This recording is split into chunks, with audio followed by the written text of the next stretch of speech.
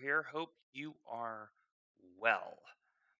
And I wanted to do a video about the season 4 of 2020 on iRacing, and I want to focus this video on D license for GT cars. Previously, I've done the C license GT cars, and I will be doing one on B license. Um, and I don't know if that will be in general or GT cars, haven't decided yet. But anyway, in this particular video, I want to go through some of the changes that D series has had in the GT ranks.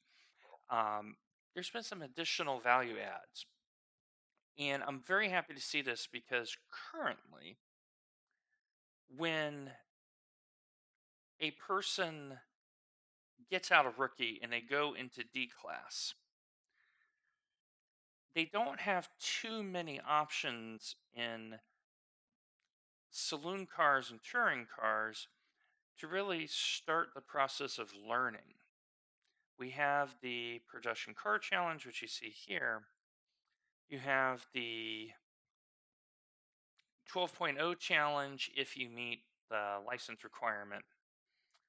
But otherwise, there isn't that much. Well, I think iRacing has really done us the solid. Even though I'm going to be focusing a lot on C, keeping the safety rating up, keeping that license, learning really how to race in GT4 and GT3, D class now has an increased value, and I'm excited to see what they've done. So let's talk first about the PCC. So same cars for the PCC, and we start at the old legacy Daytona. Very happy to see it's 25 minutes. But now you go right into week 2 and note it is 40 minutes and the fuel limitations. So it is definitely an enforced stop.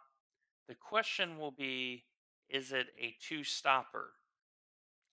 I don't know yet. I'm going to have to try this and see if it is a two stopper because it is a 40-minute race. This particular past season, season 3, it was 25%. And often what I would do is it's a 23 lap. Oh no, it was a 23 lap or 30-minute event. So they've added 10 minutes. And so I broke up my fuel stops appropriately. So I'm very curious to see. I think it might be a two stopper, but don't quote me on that one.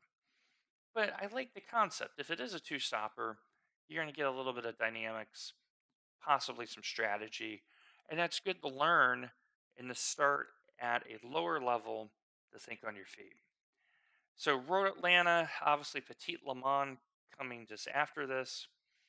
Then you have Tsukuba, which I am very scared about. 25 minutes around there in a packed field, it may be survival of the fittest. But then they go do the Legacy Charlotte Motor Speedway road course, and I think this is the one that doesn't have the chicane at the finish line. I think you have the one on the back, and I think the other thing is this is the one that has that extra little loop on the infield, and then you have that tight hairpin that leads to the bus stop. I think, but I like the idea.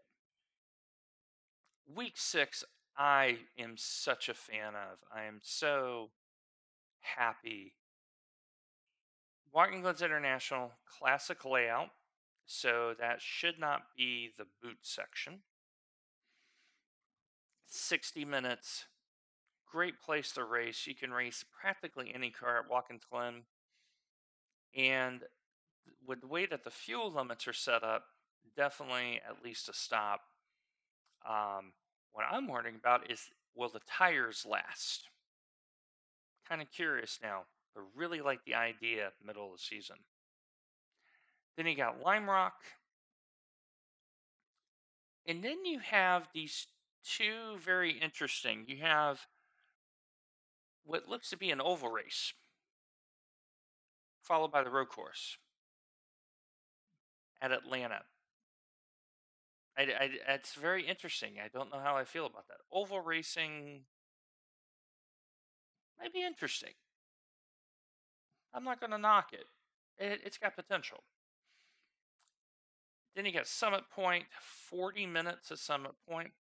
So it's going to be very interesting to see how people get in and off of pit road, and can they keep it together. I'm wondering about tire wear and things thereof at that. So, like the concept. And then Open Park, the Foster's layout, which is a great layout, and then the boot. So, if you got to buy Watkins Glen, you're going to get two for the price of one, and that's really, really nice. So, to the brand new person, I don't know about Legacy. I'm still new to the service, but you need Road Atlanta, you will need Watkins Glen and Atlantic Motor Speedway. I don't know about Wooten Park. I don't know if that is free or to purchase. So you will have to get a couple circuits for this, but a pretty nice mix. I mean, Tsukuba is going to be like bumper cars. Um, the oval race in Lime Rock, I mean, that's going to be hilarity. So yeah, it's like if I had to give it a grade, I'm probably giving it a B plus, and we'll see how that goes. And now the 12.0 challenge. This is the series that I have started dabbling in. I really like the concept of it. This week is at Road America, and really nice circuit to drive this car. So when I looked at this particular schedule, I really liked it. Legacy Silverstone Grand Prix is Silverstone, what needs to be said. But I really liked what they did at week 2. So instead of the full Suzuka, they're only doing the East course. Now, I think, and don't quote me on this, that's the one that is the S's section in the front stretch. There is another layout where it involves um, coming out of 130R, but then you turn right and then go back over to Dignes 1 and 2. So I think it's the one with the S's. If that's the case, this is going to be good racing. The Roval, I've been driving the GT4 at the Roval. I really like it. It rewards you when you drive it well. It punishes you when you drive it poor. Open Park, no chicanes. Excellent call in this car for a beginning type series. Great layout. Laguna, great layout. The Grand Prix, um, great layout. Boot, um, it's Watkins Glen, what needs to be said. It's a fantastic place. Summit Point, I really like in the GT4. And that's because of the back section. Once you get into the tight technical area, and then you lead out and then have the fast right hander down, it really will teach you car control and braking and stuff like that. So I like the choice here. Okayama. Okayama in a GT4 car is really nice. It's you feel the rear end a lot more than you do at other places. But then I have the one circuit, and this is why I can't give this an A. I can give this a B, but I have to knock off a whole letter grade, and that's Tsukuba in a GT4. I will tell you right now, I'm expecting utter carnage. And the thing is that it's the M4 GT4. It's a big car, and it doesn't have too many technical gadgets. I am waiting for the person, and Lord, I hope it's not me, that comes out of the last corner, misjudges the braking for turn one, and they plow head into the wall, or they plow head into the wall with the tight left-hander. This, I was just cringing when I went, oh, are you kidding me? But at least they end well. Brands Hatch, great place to race. Road Atlanta, great place to race. So only because of Tsukuba is this not an A, but it's a solid B. And I hope to see more race that. I'm really enjoying it. I am learning a lot about the do's and do nots from that GT4. And so now something different. This is one of the new things that iRacing has brought. Touring Car Challenge, 15-minute races at a bunch of different circuits using, I believe it's a fixed setup. Yes, it's a fixed setup, and it's the Audi RS3. So it's good that this car is getting some love. It's good that you now have this step available because now you have the BMW 12-minute, you have the Touring Car Challenge 15-minute, and now you're able to learn about different cars. In my case, the reason why I chose the Beamer and then the Merc for GT3 is a lot of people said it's easier to drive. So when they do the maintenance, we'll see what changes there are. Not to the cars, to the tires, but I'm really happy to see this. This is first I've looked at this, but looking at the circuits in general, outside of Tsukuba, well, at least they're consistent, right? The circuits look fantastic. So I'll definitely give this a B, and then I'll bump it up to an A minus because it's another outlet for individuals like myself who's still a beginner. You get out a rookie and you're like, okay, what do I do? And they race every hour at a quarter till. The 12-minute challenge starts at half past, and then production car is half past every hour. So you have some options. And so I really like that. But yeah, I would give this an A minus just because it's new. It's with a different car. It's fresh. But yeah, it's Tsukuba. I don't know how it's going to drive in a GT4 in that car. I think for BMW, it's going to be bumper cars. But then they brought this back. Ferrari GT3 Challenge. So the 488, it's a Ferrari. Ferraris drive really good in this simulation. 15-minute races. And look at some of the circuit offerings. They start you with Brands Hatch, but you're doing the Indy. Fantastic decision just because it's the first race back. You're going to have a lot of interest. Make the threshold accessible to those that are interested. So, outstanding choice. Then you have Summit Points, and now you're keeping that interest because now with Summit Point, it takes Brands Hatch Indy and adds to it just a little bit. But then you get the full Monty. Suzuka, Alton Park with no chicanes. So the first four races, absolutely full 10 marks on each of them. Then you have Tsukuba. Why? It's a GT3 car.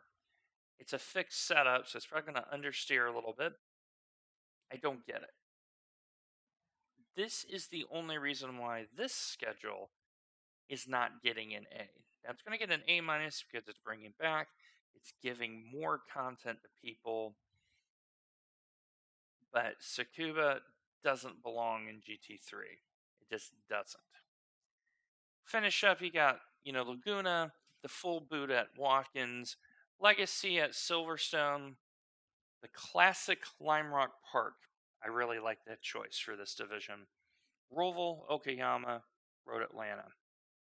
That's an excellent schedule. If you take out Tsukuba and put something else and said these are the tracks you were driving for 2 seasons, I'd be pretty happy as a beginner because, yeah, it has a nice variety for skill level. And then the last part, the good old Spec Racer Ford. Yes, it's not truly a GT car, but what I'm realizing more and more is if you master the Spec Racing Ford, those skills are transferable. And so that's why I kept it in this list. The schedule I found intriguing. So, Summit Point, hey, it's a car that you buy with the service, and it's a track you get with a service. You're going to get good participation. Then you have Mid Ohio with the chicane. I actually like that for this car. Um, I like that they've included that. Then Imola. Let me tell you, Imola in a Spec Racing Ford is so much fun. Just inspired choice here. Very happy they put it on. But then they brought back the Legacy Daytona road course, Circuit de Villeneuve, Road Atlanta short. I actually agree with that. And then they brought Monza, but they took out the first chicane. Makes a lot of sense to me. Like, to me, seeing that is okay, we've given you some hard ones. Now we're going to have some fun. And that's a good thing. Big fan of that. Then you have Okayama. You have Road America, the full course. That will be very interesting in this car. A lot of drafting, I'm suspecting. Phillip Island, great place for this car. Tsukuba in this car is actually not bad. It's not bad. It will race relatively well. And then you end with Spa. This right here, this is an A. Solid A calendar. The circuit choices are so diversified. I'm actually half tempted to figure out if I can have time, and that's my issue specifically, is time to drive this. So, with that pretty much concludes the D license analysis of season 4 of 2020 on iRacing. Like, follow, subscribe, tell your friends, etc. And I'll see you in the next one.